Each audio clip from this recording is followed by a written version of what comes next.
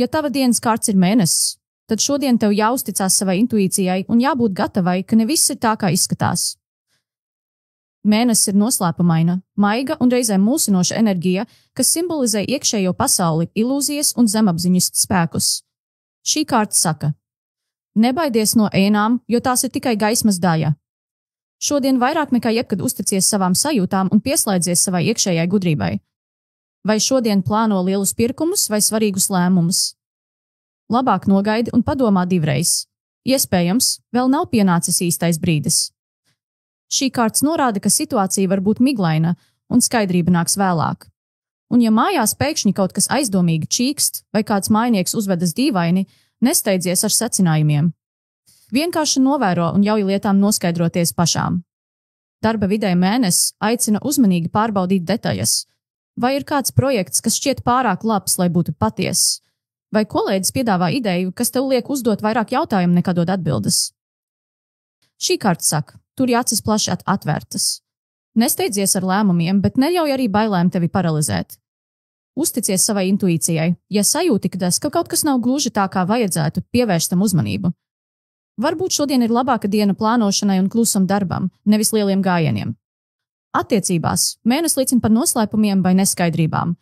Vai tev ir sajūta, ka partneris kaut ko slēpj, vai arī pati neesi līdz galam atklāta? Šī kārta mudina uz atklātību. Nebaidies runāt par savām sajūtām, bet dari to maigi un ar sapratni.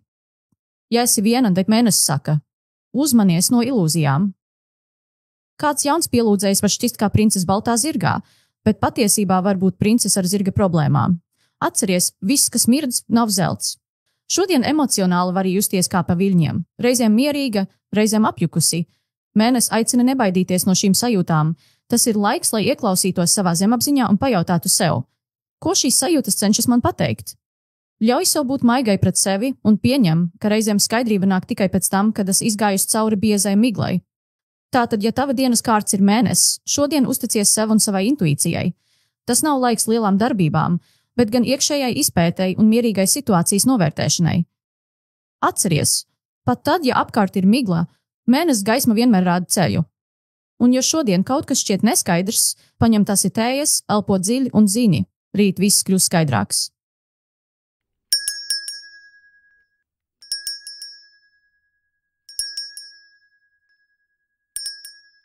Daci nopūtās un izslēdza telefonu. Viņa bija tikko beigusi sarunu ar māsu, un kaut kas tajā nebija bijis līdz galam skaidrs. Māsa runāja īsi, izvairīgi kā kaut ko slēpjot, bet Daci nevarēja saprast, ko tieši. Viņai radās dīvaina sajūta, ka viss nav tā, kā izskatās, bet pierādījumu tam nebija. No rīta viņa bija izvilkusi mēnesis kārti un sākotnēji to uztvēra viegli. Varbūt diena būs emocionāla, bet nekas vairāk. Tagad viņa sāka domāt, ka šī kārta brīdināja par kaut ko, ko viņa vēl līdz galam nesaprot. Mēnesis vienmēr saistījās ar ilūzijām, maldiem un to, kas paliek ēnā.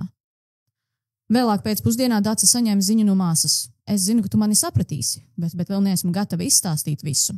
Lūdzu, neuztraucies. Šie vārdi tikai pastiprināja viņas aizdomas. Viņa aizgāja līdz logam un vēroja, kā līst lietus. Kas gan tas varētu būt? Viņa jūta ne tikai neziņu, bet arī nelielu satraukumu. Viņai nebija patīkama sajūta, ka tuvākie cilvēki no viņas kaut ko slēpj.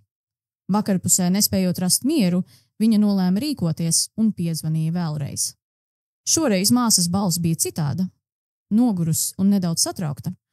Pēc nelielas klusuma pauzes viņa beidzot izstāstīja: es negribēju tev teikt, jo nezināju, kā tu reaģēsi, bet es plānoju pārcelties uz citu pilsētu. Dace jutās pārsteigta, bet arī atvieglota. Vismaz noslēpums bija atklāts. Tagad viņa saprata, kāpēc mēnesis bija viņas dienas kārts. Tas lika viņai sastapties ar neskaidrībām, ar intuīciju, kas teica, ka kaut kas nav tā, kā izskatās. Mēnesis šodien nebija tikai par māņiem, bet arī par emocionālu tuvību, par spēju uztvert un sajust lietas, pat ja tās nav uzreiz skaidri izteiktas. Kad saruna beidzās, viņa saprata, ka viņas šaubas nebija bijušas veltas. Viņa bija uzticējusies savām sajūtām un beigās palīdzējusi māsai izteikties. Viņa vēl joprojām nezināja, kā šīs pārmaiņas uztvert, bet tagad viņa vismaz zināja patiesību, un tas bija svarīgākais.